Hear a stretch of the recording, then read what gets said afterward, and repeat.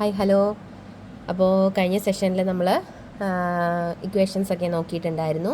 ഈ സെഷൻ തൊട്ട് നമുക്ക് പ്രോബ്ലംസ് സ്റ്റാർട്ട് ചെയ്യാം. അപ്പോൾ ആദ്യത്തെ problem, A copper wire 2 cm wide and 1 mm thick is placed in a magnetic field with B is equal to 1.5 Weber per meter square.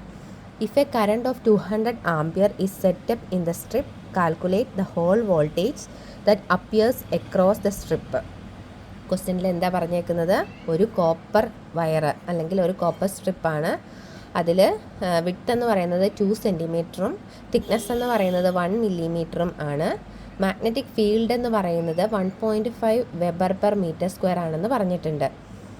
അതേപോലെ current തന്നിട്ടുണ്ട് 200 ampere എന്ന് പറഞ്ഞിട്ടുണ്ട്.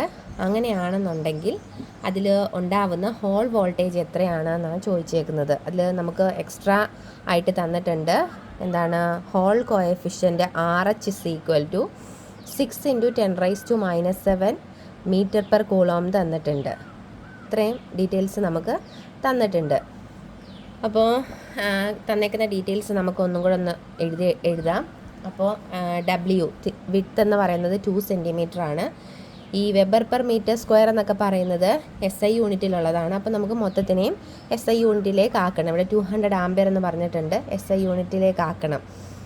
അപ്പം 2 cm എന്ന് പറയുന്നത് 2 × 10⁻² മീറ്റർ ആണ്. അതേപോലെ തിക്നെസ് T എന്ന് പറയുന്നത് 1 mm, അതിനെ 1 × 10⁻³ മീറ്റർ എന്ന് എഴുതാം. B എന്ന് പറയുന്നത് 1.5 വെബർ പെർ മീറ്റർ സ്ക്വയർ എന്ന് എഴുതിയിട്ടുണ്ട്.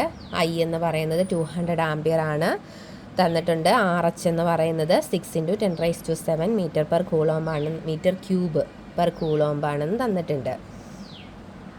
അങ്ങനെയാണെന്നുണ്ടെങ്കിൽ നമ്മൾ കഴിഞ്ഞ ലാസ്റ്റ് ക്ലാസ്സിൽ പഠിച്ച ഇക്വേഷൻസ് എന്തൊക്കെയായിരുന്നു? VH is equal to BI divided by NET എന്നൊരു ഇക്വേഷൻ ഉണ്ട്. അതേപോലെ തന്നെ 3 ഇക്വേഷൻ നമ്മൾ എടുത്തെഴുതുകയാണ്. VH is equal to BJW divided by NE എന്നൊരു ഇക്വേഷൻ ഉണ്ട്. അതേപോലെ തന്നെ VH is equal to BJ divided by RH എന്നും ഒരു ഇക്വേഷൻ ഉണ്ട്. അങ്ങനെ 3 ഇക്വേഷൻസ് ആണ് നമ്മൾ പഠിച്ചിട്ടുള്ളത്. അത് 3 നമ്മൾ എഴുതിയിട്ട് ഇതിൽ ഏത് ഇക്വേഷനാണ് കുറച്ചും കൂടി ആപ്റ്റ് ആയിട്ടുള്ളതെന്ന് നമ്മൾ നോക്കുകയാണ്. അപ്പം നമുക്ക് VH ഇസ് ഈക്വൽ ടു ആദ്യത്തെ ഇക്വേഷൻ എടുക്കാം. VH is equal to BI divided by NET എന്ന് എഴുതാൻ പറ്റും. അതേപോലെ തന്നെ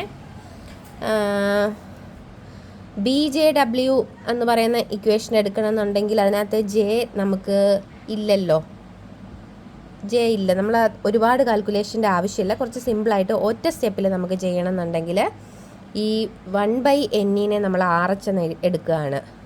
അങ്ങനെ എഴുതുമ്പം RH × BI divided by T എന്ന് നമുക്ക് കിട്ടും. RH × VHനെ RH × BI divided by T എന്ന് പറഞ്ഞ് എടുത്തിട്ട്, അപ്പോൾ RHൻ്റെ വാല്യൂ എന്താണ്? 6 × 10⁻⁷ എന്ന് തന്നിട്ടുണ്ട്. അതേപോലെ B എന്ന് പറഞ്ഞാൽ 1.5, കറണ്ട് I 200 ഡിവൈഡഡ് ബൈ എത്രയാണ്? 1 × 10⁻⁻3. ഇതിനെ ചെയ്യുന്ന സമയത്ത് എങ്ങനെയാണ് ഇതിനെ സോൾവ് ചെയ്യുന്നത്? ഇവിടോട്ട് എഴുതാം. 6 × 10⁻⁷ ഇൻറ്റു 1.5 × 200. ഈ 10⁻⁻3നെ മുകളിൽ പോകുമ്പം 10⁻³ എന്ന് എഴുതാൻ പറ്റും. അപ്പോൾ ഇവിടെ ഒരു 10⁻² ഉണ്ട്, ഇവിടെ ഒരു 10⁻³ ഉണ്ട്. ഈ 3യും ഈ 2വും ഇതും കൂടെ പോയി കഴിഞ്ഞാൽ ഇതിന് 10⁻² എത്ര മിച്ചം വരും? 2 വരും. 10⁻². അപ്പോൾ എത്ര വരും?